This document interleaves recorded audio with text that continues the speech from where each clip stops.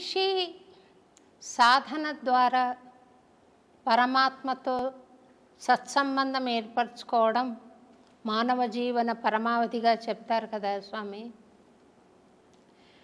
మనుష్యాణం సహస్రేషు కశ్చిద్యతతి సిద్ధయే యతతామపి సిద్ధానాం కశ్చిన్మాం వేత్తి తత్వతః. అంటే 1000 మందిలో ఒకడు, కొంతమంది ప్రయత్నిస్తారు, 1000 మంది ప్రయత్నిస్తారు, అందులో ఏ ఒక్కడో ఇద్దరో కృతకృత్యులు అవుతారంటారు. మిగిలిన వాళ్ళు జన్మలు ఎత్తుతూనే ఉండాలా స్వామి? తప్పకుండా ఎత్తాలి. అంటే జన్మ యొక్క పరిపూర్ణమైన లక్ష్యం ఏమిటి అంటే, ఏ తత్వం నుంచి అయితే నువ్వు జాలువారి ఈ భువికి పరిచయం అయ్యావో అదే తత్వం లోపల ఐక్యమైపోవడమే. ఐక్యమైపోవడానికి గల ఉత్తమమైనటువంటి సోపాన మార్గమే ఈ సాధన క్రమము, ఆధ్యాత్మికమైనటువంటి దర్పణం. ఈ ధార్మిక చింతననే దానికి సోపానమైనటువంటి మార్గం. ఇందులో ప్రథమ భూమిక ధార్మిక నిబంధనలలో ఏముంటుందంటే అహింస, శాంతి, నిత్యం పవిత్రత, సర్వమంగళ్యవర్ధమైనటువంటి జీవన విధానం ఇందులో ఉంటుంది. అందుకే ధార్మికతతోనే పరమాత్మను చేరుకోవడం సులభము, క్షేమకరము, అన్నిటికీ సయోగ్యమైనటువంటి మార్గమని మనకు ఉద్ఘాటించి చెప్పారు ఋషి పరంపరలు. అన్యమైన మార్గముల వెంబడ కూడా అవలంబింపవచ్చునేమో, బహుదుర్లభం, బహు కాఠిన్యము. అందుకు గల ప్రామాణికమైనటువంటి సూత్రము లేదు. ధార్మికంగా భగవద్చింతనతో పరమాత్మతో ఐక్యమవ్వచ్చు, మన ముక్తిని మోక్షాన్ని పొందవచ్చు అని అనేకులు నిరూపించి చూపించారు మానవాళికి. కొంతమంది మరణం పాలవుతున్నారు, కొంతమంది మృత్యును జయించి మీ బోటి మహానుభావులు బ్రతికుండంగానే పరమాత్మను దర్శిస్తున్నారు. మరణం తర్వాత ఏం జరుగుతుంది అన్నది మీరు ఇదమిత్తంగా చూడగలిగారా స్వామి? అది ఒకసారి సెలవిస్తారా? ప్రపంచంలో ప్రతి ఒక్కరూ మరణాన్ని బహు దుర్లభం, చాలా బాధాకరము, అదొక చెడ్డగా భావిస్తారు. చనిపోవడం అంటే ఒక చెడు, ఒక కీడుగా భావిస్తారు. మా ఉద్దేశం ప్రకారంగా, మేము పొందిన అనుభూతి ప్రకారంగా మరణాన్ని మించిన సుఖము, సంతోషం వేరొకటి లేదనుకుంటాను. శాశ్వతానందం అది పొందగలిగితే, ఆ ఓటి మరణాన్ని పొందగలిగితే, దుర్మరణమునకు, దుర్గతితో మరణించిన మరణానికి శాంతి లేదు.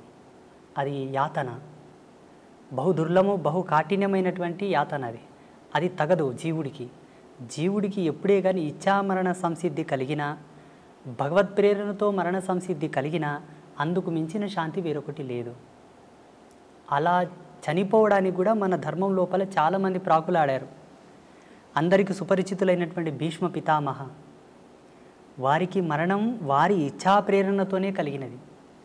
దక్షిణాయనం వీడి ఉత్తరాయణ పుణ్యకాలం ప్రవేశించే వరకు వారు మరణాన్ని స్వీకరించలేదు. మరణంలో కూడా ఒక ఆనందాన్ని వెతికారు వాళ్ళు, మరణంలో కూడా ఒక ప్రాముఖ్యతను వెతికారు వాళ్ళు. అలా చాలామంది మహితాత్ములు, గొప్ప గొప్ప వాళ్ళు మనకు మరణం గురించి ఎన్నో నిదర్శనాలు ఇచ్చారు. ఈనాడు ప్రజాలోకమంతా కూడా మరణం అంటే భయపడతారు. మరణాన్ని గురించి భయపడవలదు, మరణాన్ని గురించి చింతించవలదు. నీవు ఎంత భయపడినా, ఎంత చింతన చేసినా ఈశ్వర ప్రమాణమే జనన మరణములు. ఎలా మరణిస్తున్నావన్న దశని గురించే మనం ప్రాకులాడాలి. అన్ని ధర్మాలకు కట్టుబడి, అన్ని ఆచార ధర్మాలకు నువ్వు కట్టుదిట్టమై ఉండి నడిస్తే తప్పకుండా సహజమైన మరణం, శాంతి మరణం, ఇచ్ఛామరణమే సంభవిస్తుంది. జీవుడు కాళ్ళు చేతులు గట్టి ఉండగా తనదైన విద్వత్తును, విజ్ఞానాన్ని కోల్పోయి ధర్మాన్ని విస్మరించి నడిచిన నాడు అకాల మృత్యువులే సంభవిస్తాయి. మరణం శాంతంగా, హాయిగా, ఆస్వాదించడానికి అలవు కానంత అద్భుతంగా ఉంటుంది. మేము ఆస్వాదించాము దాన్ని. జీవుడు మరణించిన తర్వాత ఏమవుతాడంటే, జీవించి ఉండగా తాను చేసినటువంటి ధర్మాన్ని అనుసరించి, ధర్మమా అధర్మమా, ఆయన జీవన ప్రయాణం అంతయు కూడా భగవత్ సంకల్పానికి దగ్గరగా ఉన్నదా, దూరంగా ఉన్నదా, ఈ యొక్క బేరీజును పట్టుకొని ఆయన మరణించిన తర్వాత యాతనా శరీరంతో ఉండాలా, లేకపోతే సుఖశాంతులతో ఉండే శరీరంతో ఉండాలనేది డిసైడ్ అవుతుంది.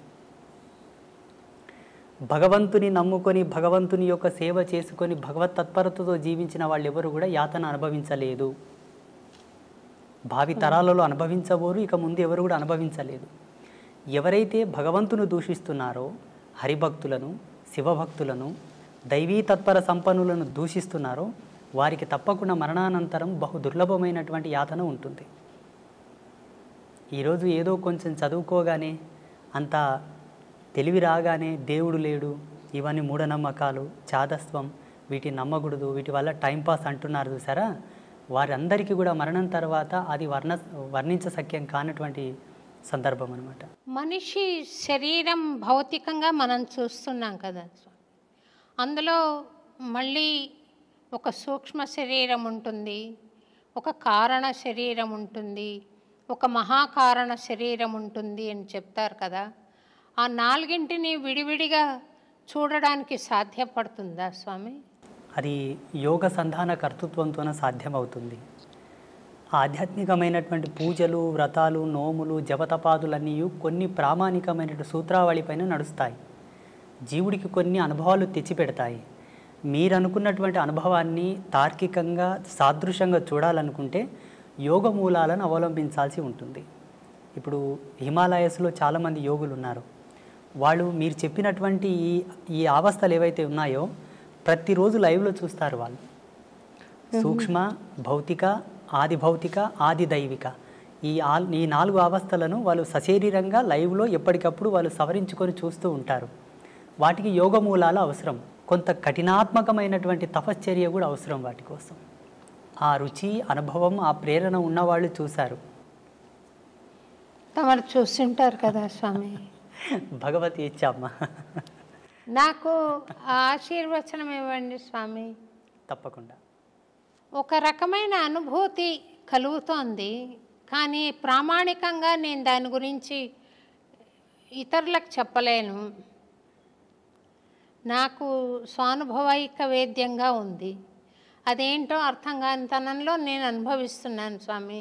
అంటే ఒక బస్సు వెళ్తుంటే ఏ ఊరికి వెళ్తుందో తెలియకుండా ఎక్కి కూర్చుంటే ఆ ఊరు చేరుంటారు వాళ్ళు, కానీ అదేం ఊరు, ఎట్లా వెళ్ళాలి, మధ్యలో వచ్చే దారులేంటి, ఇవేం తెలియదు స్వామి.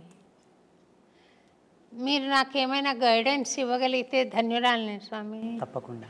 ఇప్పుడు మీరుండేటటువంటి అవస్థ ఏదైతే ఉన్నదో, ఈ వయసుతో, ఈ స్థితితో, ఇది చిట్ట చివరి యొక్క దశకం మీది ఉన్నది స్వామి. ఇప్పుడుండేటటువంటి ఈ దశకంలో మీరు పొందవలసిన జ్ఞానమే, పొందవలసినటువంటి అనుభూతి. జీవుడు చివరి దశకంలో, చివరి తరుణం లోపల ఈ అనుభవాన్ని గనక పొందితే ఆయనకు ఉత్తరోత్తరమైనటువంటి ధర్మాల్లో భగవంతుడు సహాయంగా ఉంటాడు అన్నది కొన్ని శాస్త్రాల్లో చదివాం మేము. మీరు అడుగుతున్నది చాలా సమంజసమైనదే. తప్పకుండా మీకు అది ప్రబోధం నేను చేస్తాను.